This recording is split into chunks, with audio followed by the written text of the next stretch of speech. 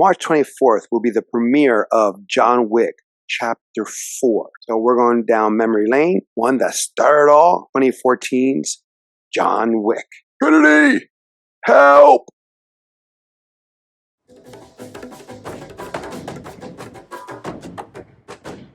Spoilers, John Wick, which was, believed, directed by his Matrix stunt double. Don't hold me to it. I don't know. Written, directed, one of those guys. There's like two of them. I definitely know that his stunt double is involved in one way or another. You know what? Instead of guessing, let me just look. There's a powerful tool nowadays. Real quick look on IMDb. His stunt double for The Matrix when he was playing Neo. And you have also David Leitch. He's uncredited, but I guess he co-directed it. Did you get a chance to rewatch it? Yes, I did. It was weird because I was trying to find it online. The only place that had it was Amazon. Never understood how Amazon does this, but said, "Oh, you got to rent it." So I go to see about renting it, and they're like, "You don't pay anything." You don't own this? If I did, well, make sure you don't buy it again. Then, well, for me, I have it. I bought the DVD and I have the digital copy, so I have it there so I can watch it anytime I want. Originally, when John Wick came out, I was extremely uninterested. I had no idea what it was about. I had no care for it to see it. So I was like, Keanu Reeves with another movie with a guy named John in it. He's like playing like James Bond, but instead of different actors playing James Bond, it's Keanu playing different characters named James, or John, excuse me. He played Johnny Utah in Point Break. He was Johnny Mnemonic, correct, that sci-fi one. He was John Constantine. I'll just say 3, right? Yeah, you already said 3. Right. I think there's another movie who was John and is escaping me here. And this is his 3rd franchise he's been in. Bill and Ted, that's considered a franchise. He did all 3 movies. Also, he was a voice for the cartoon show Matrix. That's a franchise. Then all the movies there involved, and some animation and other video games, what have you. And now this 5 films total, unless there's a 6. I don't know how that's going to be. It's probably pushing 70 when that happens. But this one, when I finally saw it, and I think I saw it, was it on? No, it wasn't Blu-ray. It was on streaming, and it blew me away. I was floored on how good it was, and not because of the story or what have you, which is a good story, but of the action. I was blown away on the technical aspect of the fight scenes, of the pace, of what was done. And this is one of those movies also, say if your friend wants to watch it, or say that if you're looking through your streaming services and it pops up, here, this is what you should watch, or of your interest, blah, blah, blah. I will watch it just like I would for Star Wars: A New Hope and Empire Strikes Back, Predator, The Matrix, Willy Wonka and the Chocolate Factory, the original with Gene Wilder. Yeah. That and John Wick 2. I really love those 2. John Wick 3 fell for me. It got a little weak and too comedic. So are we going to be talking about just John Wick or all 3 movies right now? No, just John Wick. Okay, we're going to start with the one that started it all. Okay. But I would say, here's the thing, that this is the beauty about John Wick, and this is also the beauty about 90% of the films you just mentioned. It's a simple film. Technically, great. In a lot of different ways. And I remember, I didn't see this in theaters neither. I saw this back in the day, dating myself, when I worked at Blockbuster Video, when it came out on DVD. So let me pop this in. You were still working at Blockbuster at 2014? Yeah. No, but I'm just saying 2014 is relatively recent. It's less than 10 years away, and Blockbuster was still around. That's what I'm asking. Yeah. I worked at Blockbuster Video for about 10 years straight. Never manager. No, I was a shift lead. I became a shift lead. But they were so fluid with my schedule. I was working 2 jobs, and they basically just come in and do work the bank, work where I was working as a teller at the time. I'm getting into myself. I worked as a teller. You asked.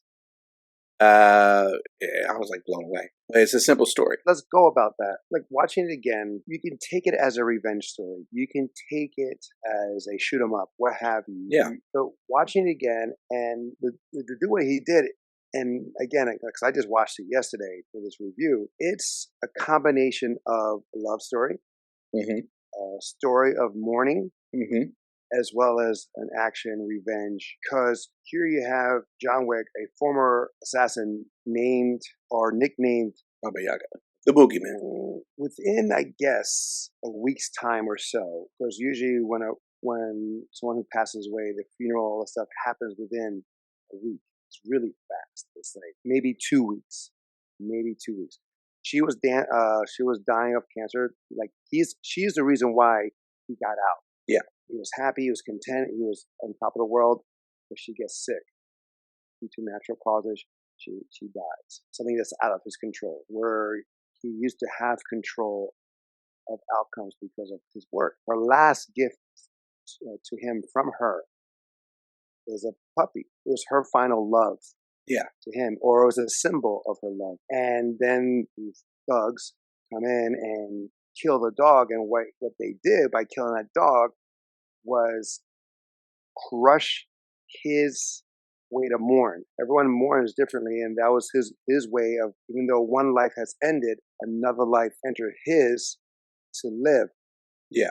Unfortunately, that was cut short. And they took his car. Again, from rewatching it, there's a different. I saw it in a different perspective. Okay. A different point of view. Still good. It didn't really change much, but it did change the connection, I guess, of where he's coming from and why he's doing it. Because he turned his grief into anger, grief into action. Mm-hmm. Was it the same way you saw the first time when you saw it recently, or did you see it at differently? Like Well, quick question, and I don't know if you remember this. Does that not sound similar to, and I could be wrong, like how Death Wish was? Like if someone had some family taken away and he seeks retribution? Well, is Death Wish is a combination of stuff where the cops wouldn't do anything. Fair. So he took in his own hand. He became a vigilante. That was coming more by memory. So yeah, it was like a random thing where that happened, and the girl it was his daughter. I believe, yeah, his daughter got raped. She was like off. She wasn't right in the head to begin with, and she committed suicide like immediately after that horrible incident. And like I said, the cops didn't do anything. So Charles Bronson's character, not Bruce Willis, Charles Bronson's character, took in his hands to go after that, and then it spread out. It became like a Batman thing, where it spread out to other people, not just those affected with the immediate action. Yeah. Where here is just immediate. He's just going after. All he wants is that kid because he understands what they're saying. He recognizes the voice.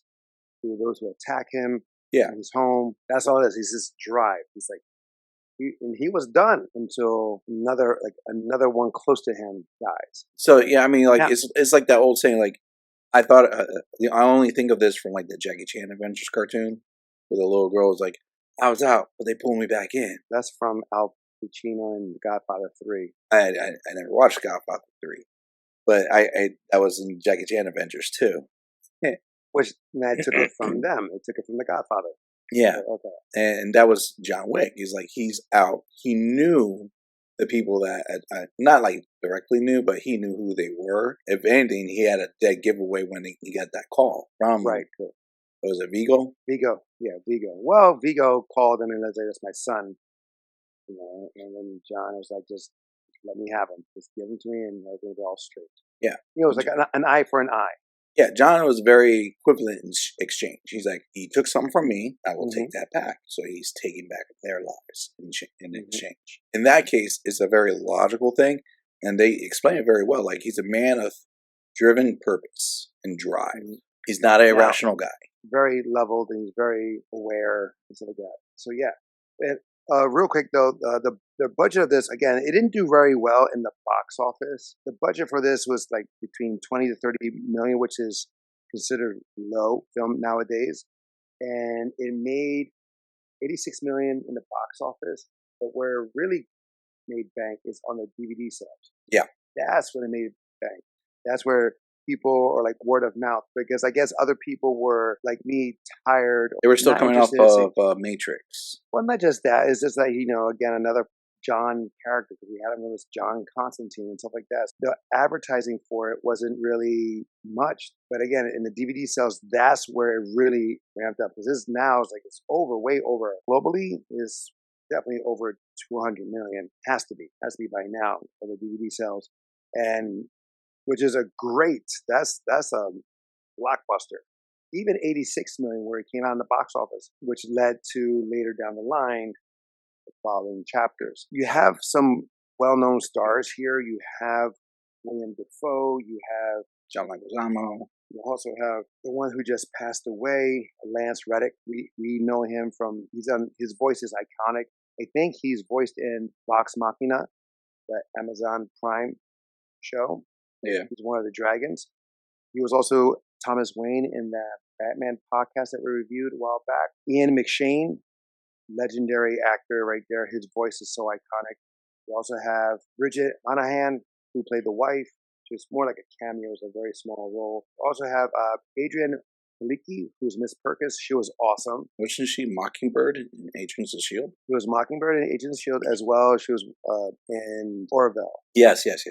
Alfie Allen, he was in Game of Thrones. I call him the guy you'd love to hate because he's been in other projects where he was like, you don't really appreciate him.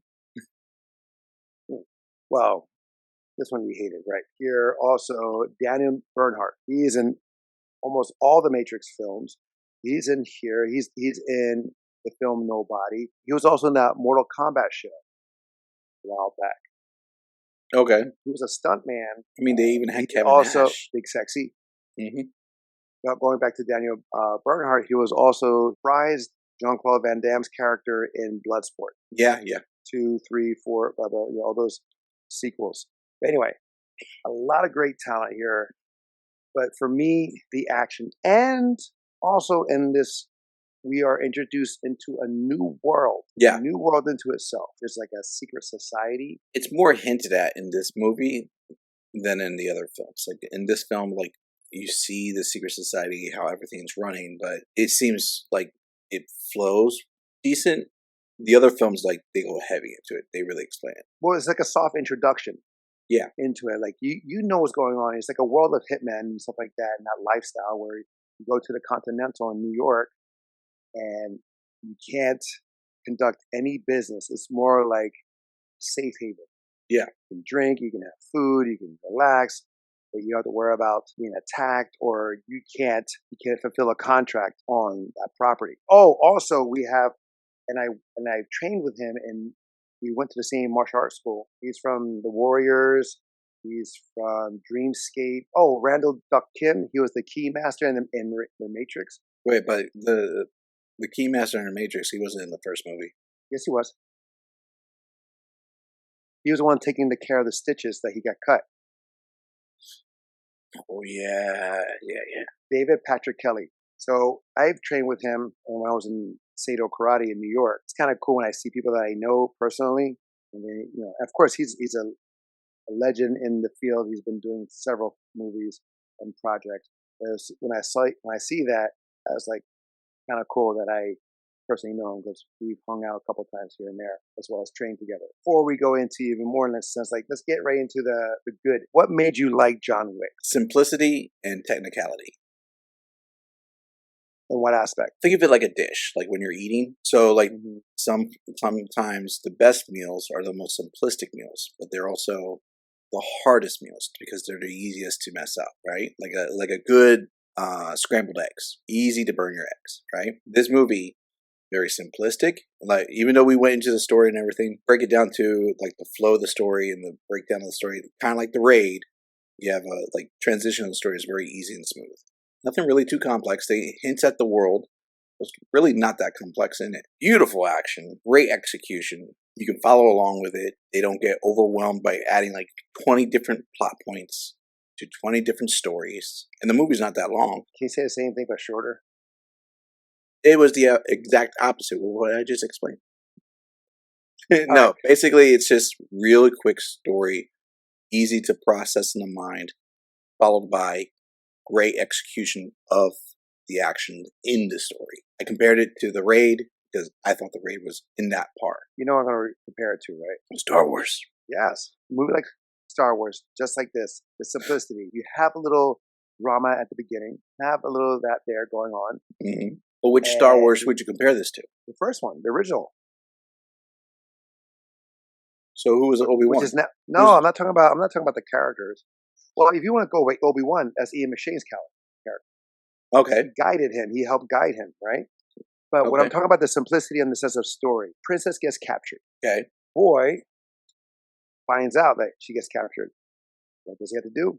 He has to find a way to to rescue her. And in doing that, he meets Han and Chewie, and he gathers the team. Okay. And then is successful to rescue her. But then there's a little something extra at the end. We got to blow up the Death Star. And here, same thing. We get a little intro of the character, and we see that instead of being someone needs to be rescued, something is killed, which represents his wife, or love of his wife is now destroyed. Now what he's doing is not trying to rescue, but to act out revenge or honor his wife in that way. And then when that is done, there's still a little extra at the end that he has to do. Okay. So that comparison there. There's several things that I like little bits in here, but the major stuff for me was when he gets all Baba Yaga, where he gets the suit back on, his hair is slicked back, he's waiting for people to arrive because he knows what's next. He's been in. Oh, you were asking like what scene for me? Because I originally asked you, what did you like about it that makes you want to see it over and over again and stuff like that. And that's a good, long explanation. But you're right. It is simple. It's to the point. There is no real need to give explanation for everything. Yes. But what I'm saying here, for action-wise, or for me, it doesn't have to be action for me to have my favorite scene. But as a martial artist, a former martial artist, the smoothness of his technique, how he took down the guys, his efficiency with the firearm and all that stuff, all in a suit. Yeah. For me, quite mesmerizing and impressive. And it's just, again, it's telling a story because, again, with the suit on, it's like that, he is going back into that world that he left. For me, I would compare that to like a more grounded version of Equilibrium because they basically had Kung Fu. Well, I think that was the first one that was identified as Kung Fu. Yeah, Equilibrium. And yeah, for sure. Yeah, and then John Wick refined it, took it, and so like that. Right. That one scene you were talking about, that first true John Wick scene where he's taking out all the people in his house, it was a good scene. It shows us too how much of a badass he was, why he got that nickname of Baba Yaga, the Boogeyman. Or no, he's not really the Boogeyman because he's the one they sent to kill the Boogeyman. But also, real quick, I forgot to mention that this movie is basically a flashback. Yes. When the movie starts, we see John come out of a car that crashed, and then he starts to look at his phone.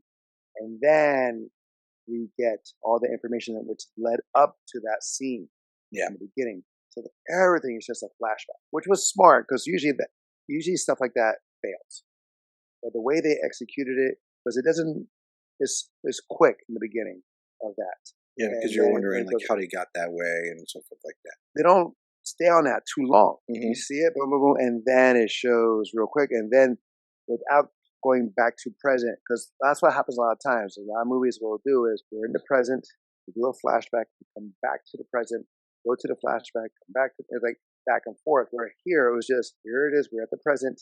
Now let's show you what happened that led to that. Yeah, and then they finish a little more with the dog, walking away with the dog, with his new dog that he found. Now my other favorite scene, in the sense of action, was when Miss Perkins and him duke it out in his room. Oh, pure Brazilian Jiu-Jitsu beauty. Oh my God. I was like, the way they had her, and then she used her jacket as part of her weapon.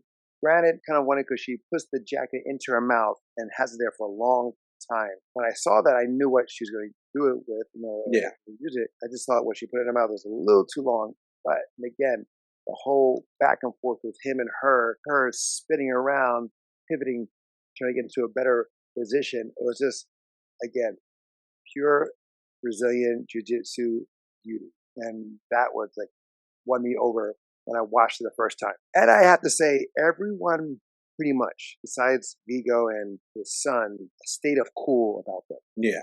I mean, Vigo had a little bit of cool. It was Yeah, but near the end he started losing his cool. what Vigo represented to me was pretty much how his son was. In a sense, act all tough when you have people, friends around, but when you're by yourself, you scared it. I mean, honestly, like, let's be honest though. Like, there was like one scene where he had a shotgun to his face. He's like, "Whoa, whoa, whoa!" Right, but a lot of times where he would coward. There's so many times when he cowered. Like he was real tough when he beat up his own son. Mm-hmm. He was super tough because he knew he had that power over it. When William Dafoe's character went to shoot him, he grabbed his goon and put him in front of him and cowered onto his knees. I mean, there was multiple times where he was threatened. That leads me to what I didn't like when John and Vigo finally face off, because Vigo killed Marcus, which was played by William Dafoe, and that was John Wick's like one of his best friends, if not the best friend that he had from that world. So all that time, he didn't really act tough in front of John when it was just him and John, or when John had a gun. But there at the end, when the rain is falling, Vigo's trying to get to the helicopter to leave. John stops him, and then they want to fight. And I'm like, how is he beating or connecting John? He shouldn't be able to touch John, but yet he is. And then he pulls out a knife, showing that he's not a man of his word. He's still a coward by nature. But that scene reminded me of Black Belt Jones. I don't know why.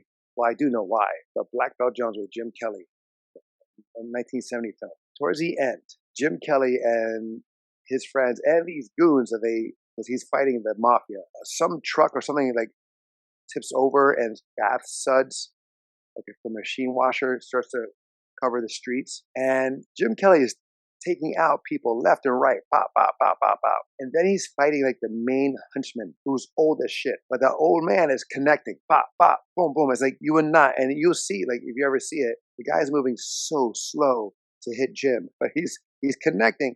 And so that scene with John and Vigo reminded me of that. John just finished taking down 300 guys since his return. But you have this one guy one-on-one. I'm sorry, it's not really believable for me. Here's how I took it watching that scene. You're right. He's like the big boss. He's a little bit of a scumbag, and he takes every advantage he can. John Wick, by this point, has been shot, stabbed, hit by cars. He's pretty much like the Terminator, but minus the exoskeleton, the endoskeleton inside of him. I took it as, one, Vigo is on a suicide pact right now. He's like, you see him in the car, he knows what's coming. And he's drinking, and he's getting ready for it. He's losing it a little bit, right? Oh, he's definitely losing it. And then by this point, he's like, come get me, John. I'm ready. I mean, he's still going to fight dirty. I would assume, this is me assuming, even though you're a scumbag of a guy, you don't become a head boss of an organization like that without knowing how to fight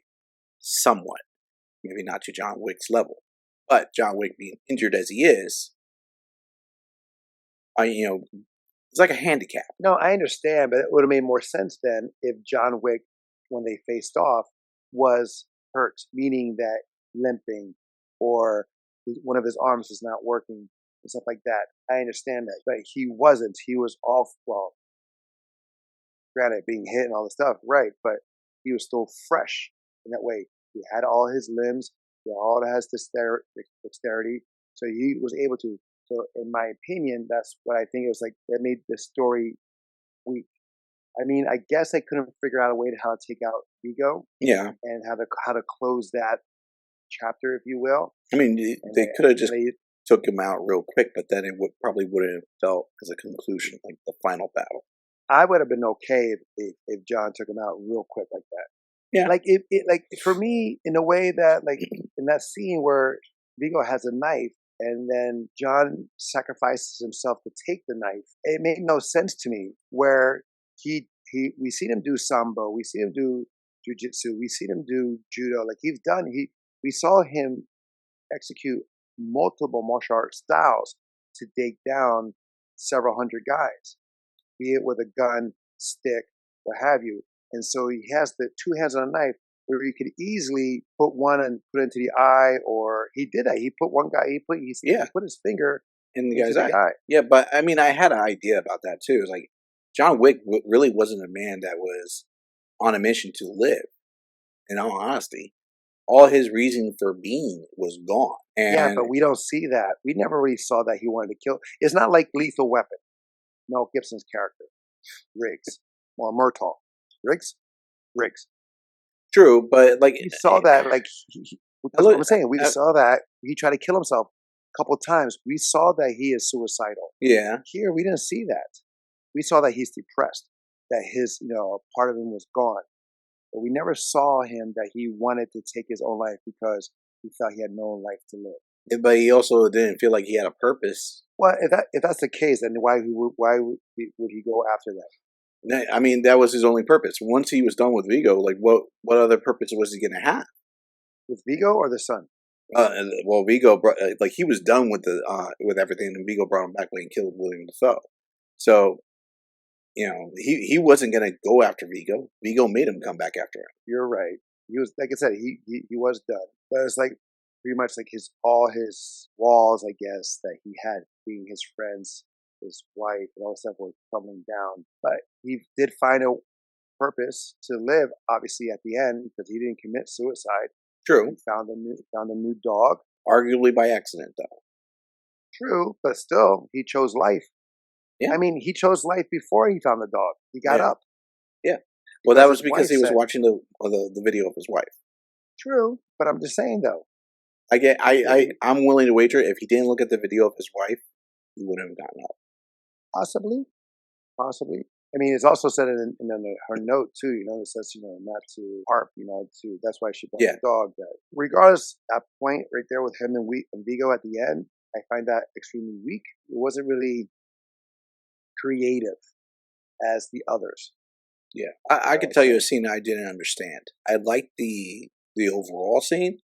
There was just a moment in there. So the nightclub, overall moment in the nightclub, he's sneaking up on everybody. It's like overt hitman style, just going in, and then he's right there. You see Vigo's son. And he got some in his eyesight, line dead to rights. You talking about at the bathhouse in the grotto, yeah. But he doesn't take the shot. I never understood. Even watching it this time, I never understood why he didn't take the shot. Because at first I thought maybe he's waiting for like a more personal moment. But when he actually does take the shot later on, no, it was like real quick, boom. I'm like, huh. When he did that at the warehouse, it was close. He got real up and close and personal and shot him. So I guess that's what he wanted. So, and then there, I guess at the bathhouse, John was like, not yet. Well, I guess he wanted little time to relish. And then at that moment, it was too fast. He didn't have the relish. Like when we see him in the warehouse, he's kind of relishing it because he's taking his time. He's not running to him. He's not, in a hurry. His hands are down. Every step he gets closer, he knows that this guy is done. John was just, boom, shot him and just walked away.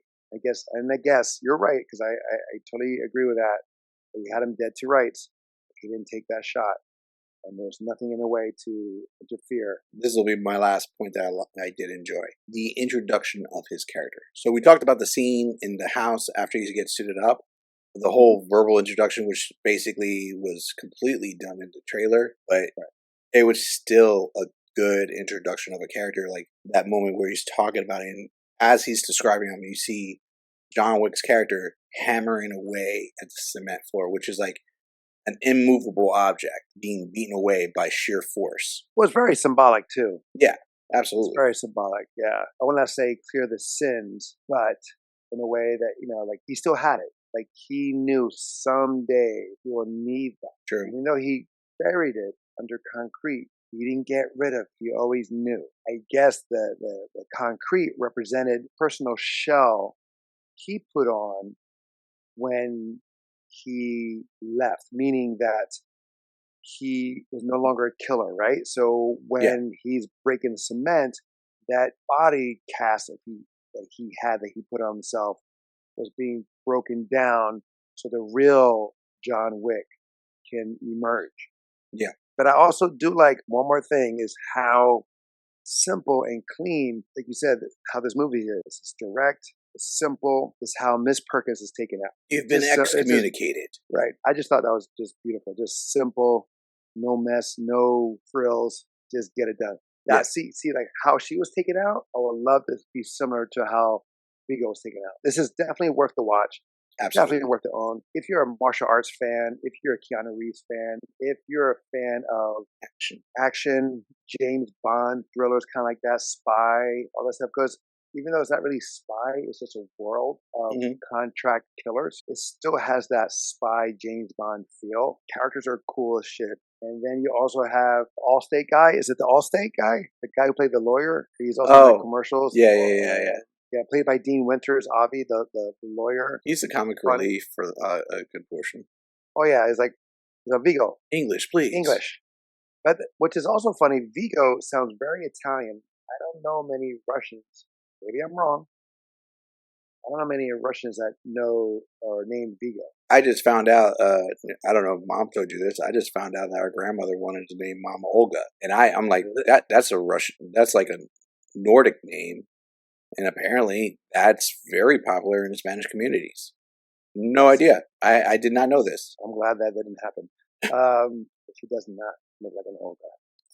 I feel like your name somehow dictates how you're going to look in life. She would have came out a different person. All right, guys. That is our movie review of John Wick. If you have a movie for us to review or would like us to review, please email us at talesoftvbros@gmail.com or leave a comment below. Until next time, we'll be the next time. I'm Angel. Don. Love you, bro. Love you too.